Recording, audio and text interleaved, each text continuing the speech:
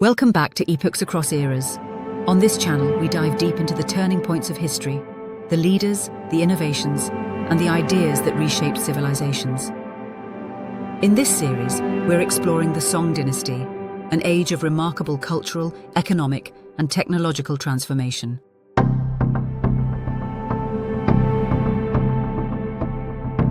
In our first episode, we traced how the Song rose from the ashes of the Tang collapse and the chaos of the Five Dynasties period.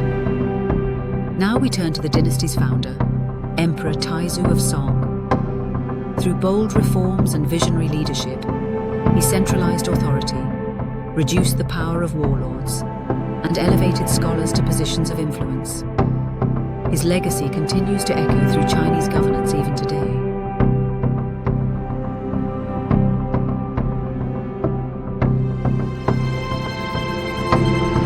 How does one man transform a fractured empire into a centralized state? Emperor Taizu faced this question in 960 when he assumed the throne amidst instability.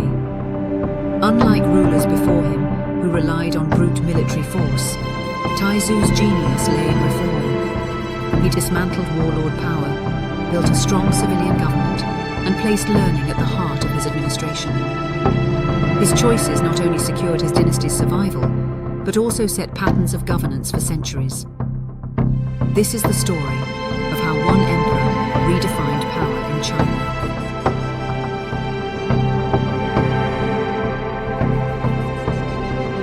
When Taizu founded the Song Dynasty, his biggest challenge was not foreign enemies, but domestic warlords. These regional commanders, known as Jiedushi, had toppled the Tang and perpetuated decades of chaos. Many expected Taizu, a former general himself, to follow the same path, relying on military might to secure his throne.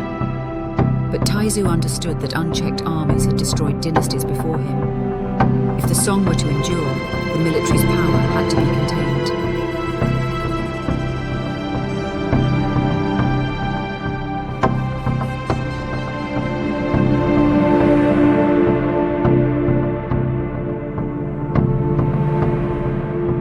Instead of bloody purges, Taizu used a subtle strategy.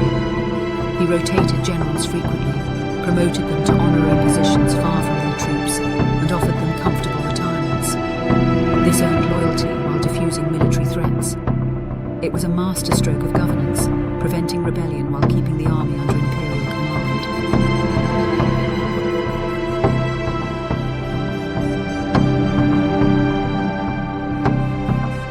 While weakening military power, Taizu strengthened the civilian side of government. He expanded the civil service examination system, emphasizing Confucian classics and moral virtue. Passing the exams became the main pathway to political power.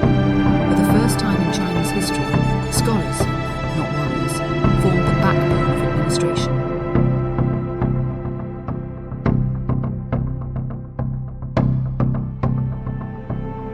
This shift transformed China's political culture. Scholar officials, or literati, became symbols of refinement and integrity. They saw themselves as guardians of the state's moral compass, and their authority endured long after Taizu's reign. Though the system had flaws, it created a meritocratic ideal, at least in theory, that shaped governance for centuries.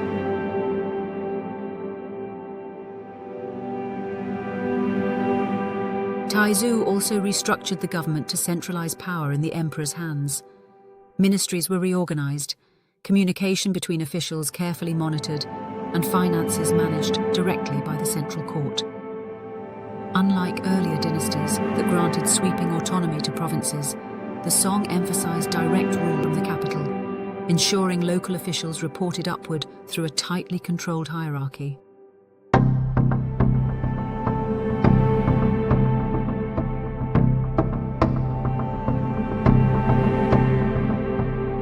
This centralization created stability, but also bureaucracy. The Song administration grew large and complex, with officials specializing in taxation, justice, and record-keeping. For the common people, this often meant fairer governance compared to warlord rule, though at times the bureaucracy became burdensome.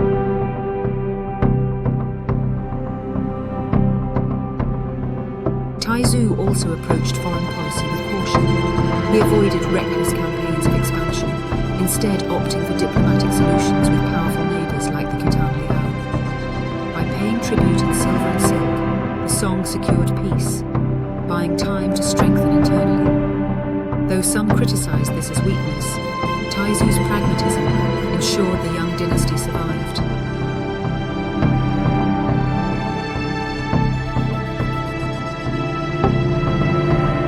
His reign was marked not by conquest, but by stability.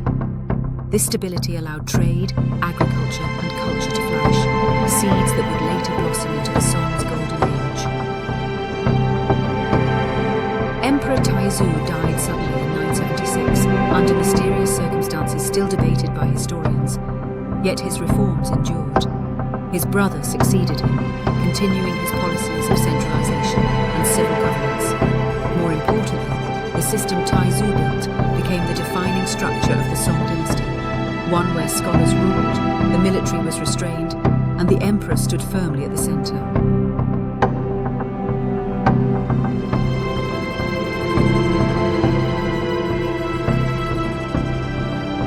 Though later Song rulers would face enormous challenges from the Liao, Jin, and eventually the Mongols, the foundation Taizu created remained remarkably resilient. His vision secured the dynasty's survival for more than 3 centuries.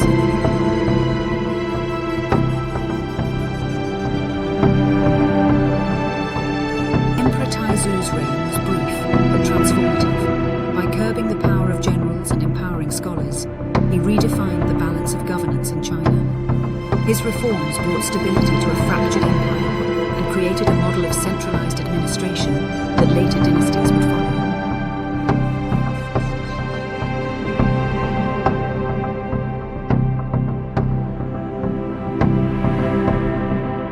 Taizu's greatest legacy lies in the idea that intellectual and moral authority could outweigh brute force. His reliance on scholars, diplomacy, and careful administration gave the Song a distinctive character, a dynasty that prized knowledge over conquest, stability over expansion.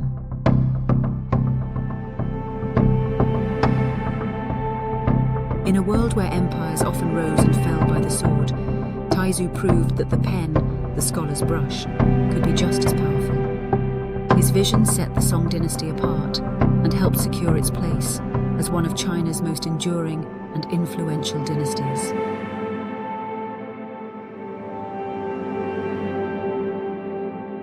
Thank you for watching Epochs Across Eras.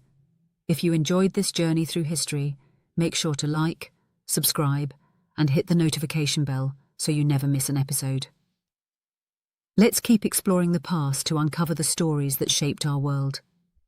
Until next time, keep questioning, keep learning, and keep exploring the epochs that define us all.